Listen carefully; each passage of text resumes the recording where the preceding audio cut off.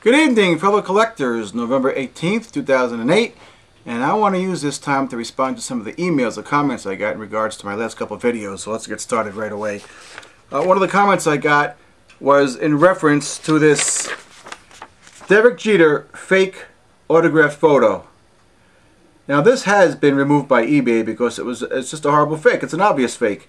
But somebody commented that all I do is complain about fakes that are real.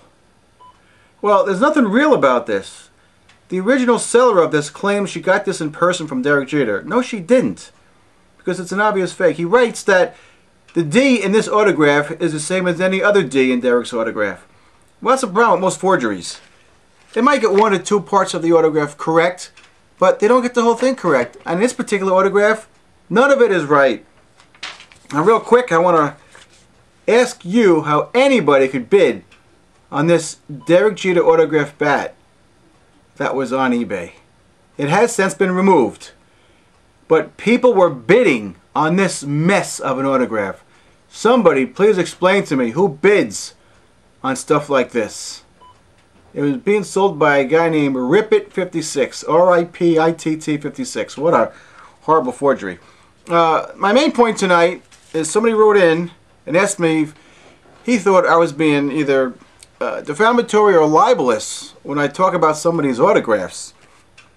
Well, when I write and explain that this Derek Jeter autograph on a replica home plate is fake, that is not being defamatory or libelous. This is a fake.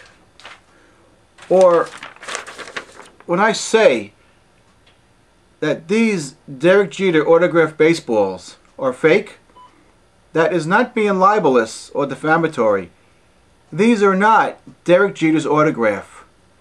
Nobody in their right mind would pass these as authentic. When I explain and wonder why this Mickey Mantle and Sandy Koufax autograph baseball only goes for $69. Am I being libelous or defamatory? How can an authentic and real Mickey Mantle and Sandy Koufax autograph baseball only go for $69? Which brings me to another point, and that is using forensic experts as authenticators. To me, forensic experts have no place in sports autographs. This is not CSI. This is autographs. Let me show you this. Here is an autograph of Babe Ruth on this. I think it's a postcard or a photo. It's on another website. I am not going to tell you what the website is. But the person who authenticated this as Babe Ruth's autograph is a forensic expert, and I can tell you that is not Babe Ruth's autograph.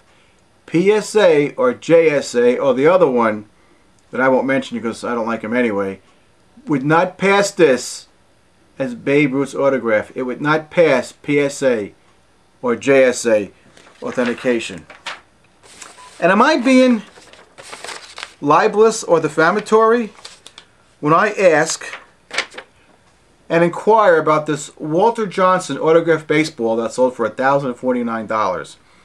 Now, if the original owner of this baseball really believed that this was true and sent it to PSA and got it authenticated, he'd be able to get at least $5 or $6 grand for this baseball.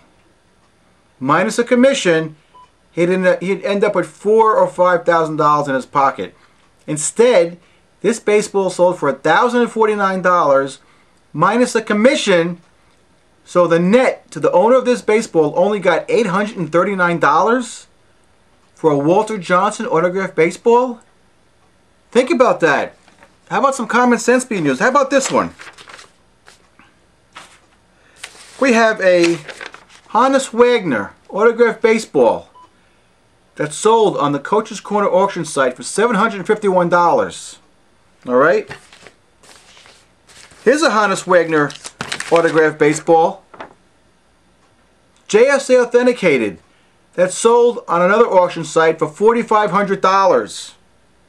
Now, on the one that sold on Coach's Corner, $751 minus the commission, the owner of this autographed baseball of Honus Wagner ended up with $600 for a Honus Wagner autographed baseball?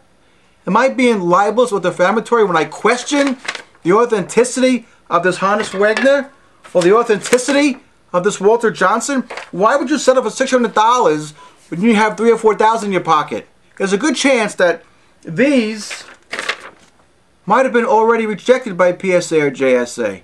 Or they might have been on eBay and might have been removed, and the last resort was to put them on Coach's Corner. Let's take a look at this present lot 2 running. Babe Ruth and Lou Gehrig autographed baseball. Supposedly authenticated by a forensic examiner. Stated on the Coach's Corner auction site, the retail value is $50,000. We will wait until December 5th to see where it ends up. Why isn't this PSA authenticated if it's real? I challenge Coach's Corner to send this to PSA or JSA and get this authenticated, and let's see what happens. I am not being defamatory or libelous when I say these things. I am simply stating fact.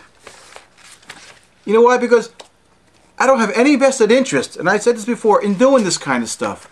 I'm not an eBay power seller. I don't have an online store. I don't have a website. I'm not a power seller. I don't have a hobby store. I just care about the fact that this kind of stuff is all over the place, and why isn't anybody doing anything about it? As far as I know, very few people are writing and doing videos about this. As a matter of fact, if you look on YouTube right now, there is another person who has videos on Coach's Corner about some other stuff that they sell elsewhere on their auction site. So no, I am not being libelous or defamatory. I am simply stating facts. Am I being libelous or defamatory when I call this lot 809 a Jeter and Nomar Garciaparra autograph a fake? No, I'm not. Because that is not their autographs. People, I'm just trying to state the truth here. I'm not doing anything libelous or defamatory. I'm just telling it like it is. And it's about time that someone did something like it. And I want to thank everybody out there for their support. Even the bad guys who see me doing this. I'm glad you're watching me. So until next time, when I'll keep you updated on the bidding prices. And I will also maybe explore some other stuff like why people buy some of the fakes that I've exposed. So until next time, have a good night.